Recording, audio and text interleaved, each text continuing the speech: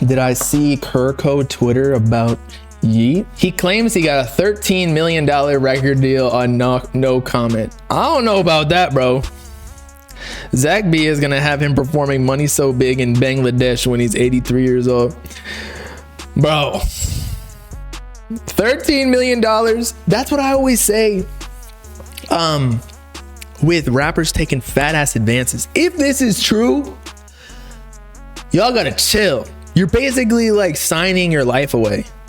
It's like, do you want, say you're born, would you rather get like, I don't know, the lump sum of all the money you're going to make in your entire lifetime and then not work and then just have all that money at your disposal? I would assume not, because then you're just gonna spend it all up front. And then you're gonna have to work for the rest of your life to get that. Or you can be in control of your own life and work for the money that you, work for the money while it comes in.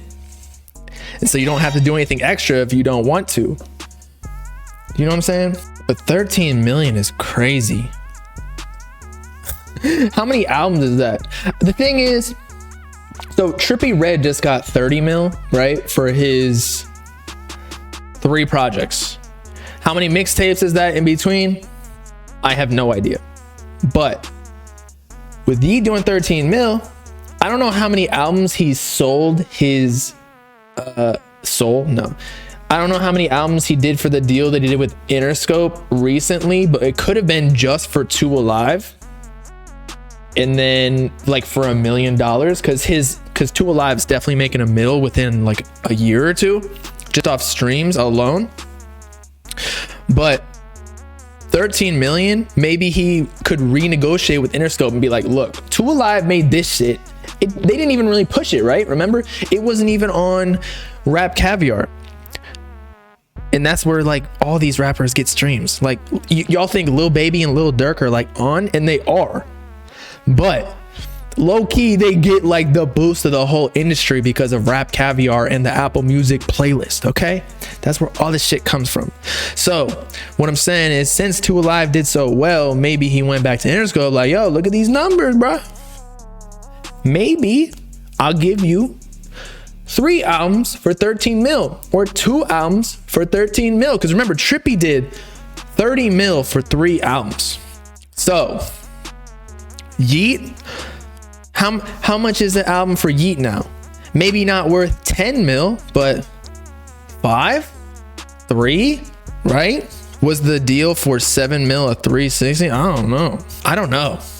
It's hard to tell. I think that 2 Alive Deluxe, aka Geek Pack, will be the determiner to see like how big is really, actually maybe not, because it'll be inflated by the Uzi features. Let's be real, because Uzi's big as fuck. He hasn't dropped in basically since 2020, so like a year and a half. Yes, he dropped Demon High, but like, come on, that shit was mid.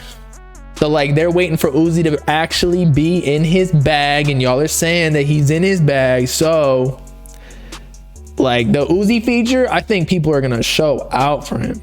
If Molly Raw isn't on Pink Tape 6 times, we riot.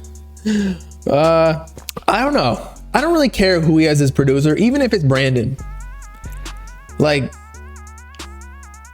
if Brandon just shows out with some unique shit, or if Uzi just picks the right beats, then we're all chilling. I don't care who produces it. I'm sure Uzi has literally he could get a beat from anybody. If he really wanted, he could go up to Metro Boom and be like, yo, I want a Metro beat.